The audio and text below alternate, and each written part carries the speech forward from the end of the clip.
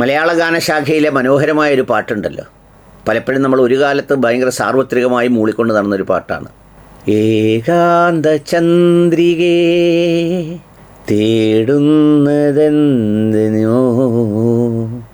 കുളിരിനോ കൂട്ടിനോ, എൻ്റെ കരളിലെ പാട്ടിനോ. ഏകാന്ത ചന്ദ്രികേ. ഇങ്ങനെ ഏകാന്തമായി ഞാൻ തേടി നടന്നൊരു മുതലുണ്ട്. ഇടയ്ക്കിടെ ഞാൻ ആലോചിക്കുമായിരുന്നു, എവിടെയായിരിക്കും ഇപ്പോൾ അയാൾ. ഈ പണ്ട് ചില സ്ഥലങ്ങളിൽ പ്രമുഖമായ സ്ഥാനം കൊടുത്ത് ചർച്ചകളിലും മറ്റും ഇരിക്കുമ്പോൾ കാണുന്നവർ, സ്വന്തം പാർട്ടിയിൽപ്പെട്ടവരും അല്ലാത്തവരുമൊക്കെ തലയിൽ കൈവച്ച് ചോദിച്ചിരുന്നൊരു ചോദ്യമുണ്ടായിരുന്നു, ഈ മുതലിനെ എവിടുന്ന് കിട്ടി, ഏത് വഴി വന്നു, എങ്ങനെയാണ് വന്നത് എന്നൊന്നും ആർക്കും തിട്ടമില്ലായിരുന്നു. ഏതായാലും അദ്ദേഹം ഏതൊരു ലക്ഷ്യത്തിന് വേണ്ടി വന്നോ അത് ഇനി അവിടെ നടക്കില്ലെന്നറിഞ്ഞപ്പോൾ മറ്റൊരു വാതിലിലൂടെ മറ്റൊരു സ്ഥലത്ത് എത്തിച്ചേർന്നു. ആ എത്തിച്ചേർന്നത് ഒരു ഭൂതഗണങ്ങളിൽ അലിഞ്ഞു ചേർന്നതുപോലെ എന്നേക്കുമായി ഇല്ലാതായെന്ന് വിചാരിച്ചപ്പോൾ കഴിഞ്ഞ ദിവസം സാക്ഷാൽ അദ്ദേഹം പ്രത്യക്ഷപ്പെട്ടു.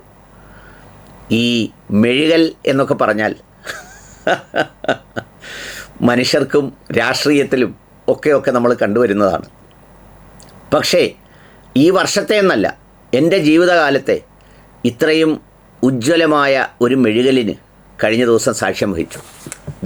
ആ മെഴുകൽ നടത്തിയിരിക്കുന്നത് എന്തൊരു വടക്കനാണോ തെക്കനാണോ ഉണ്ണാക്കനാണോ പുണ്ണാക്കനാണോ എന്നറിഞ്ഞുകൂടാ.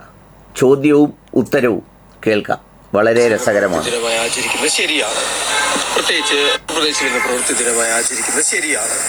പ്രത്യേകിച്ച് കാലങ്ങളായി വർഷങ്ങളായി ക്രിസ്മസ് എന്ന് പറയുന്നത് ഒരു അവധി ദിവസം തന്നെയാണ്. എല്ലാവരും ഒത്തുചേരാൻ വേണ്ടി കൂടിയാണ് ആ ദിവസം ആ രീതിയിൽ തന്നെ ആഘോഷിക്കപ്പെടുന്നത്. പക്ഷെ അതൊരു പ്രവൃത്തി ദിനമായി പ്രഖ്യാപിക്കുക, അത് ശരിയാണോ?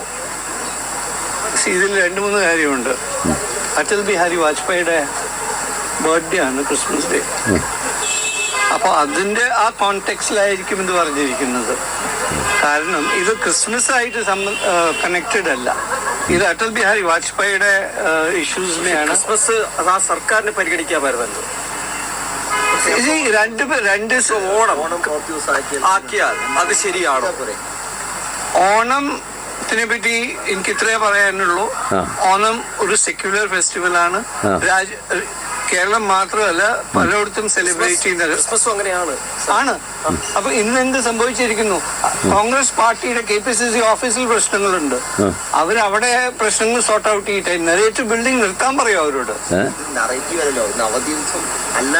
ഇപ്പൊ നാളെ കേരളത്തിൽ ഒരു CPM പ്രവർത്തകന്റെ ജന്മദിനം എന്ന് പറഞ്ഞുകൊണ്ട് LDF സർക്കാരാണെന്നിരിക്കട്ടെ, അവർ ഈ ഓണം അത് പ്രവൃത്തി ദിനമാക്കിയാൽ അത് അംഗീകരിക്കാൻ കഴിയുമോ?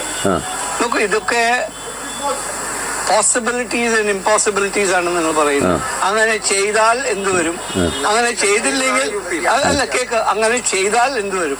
ഇവിടെ ഞാൻ സിറ്റുവേഷൻ എക്സ്പ്ലെയിൻ ചെയ്യാണ്. അടൽ ബിഹാരി വാജ്പേയിയുടെ ബർത്ത്ഡേ ആണ്. അപ്പൊ പാരലലായിട്ട് സ്റ്റേറ്റ്മെന്റ് അവിടുന്ന് വന്നിരിക്കുന്നു. ഓണത്തിന് നിങ്ങൾ ഇത് കണക്ട് ചെയ്യാൻ നോക്കരുത്.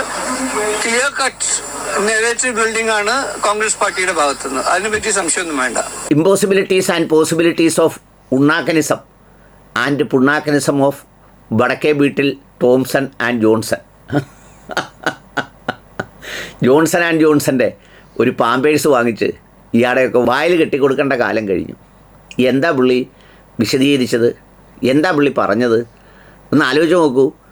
എത്ര ഈ പറയുന്നത് പോലെ എവിടെയോ ഇരുന്ന എന്തായിത്തീരണമെന്ന് പോലും ഉദ്ദേശമില്ലാത്ത ഒരു മുതലിനെ കൊണ്ടുപോയി എന്തിൻ്റെ അടിസ്ഥാനത്തിലാണെന്നറിഞ്ഞില്ല സോണിയാഗാന്ധിയുടെ വീട്ടിലിരുത്തി, മുറിയിലിരുത്തി, വക്താവ് എന്ന പേരിൽ ഒരു ഉണ്ണാക്കന ചാനലിലിരുത്തി, ഇതെല്ലാം ഉണ്ണാക്കിച്ച ശേഷം കണ്ടില്ലേ ജബ്ബബ്ബബ്ബ അടിക്കുന്നത്.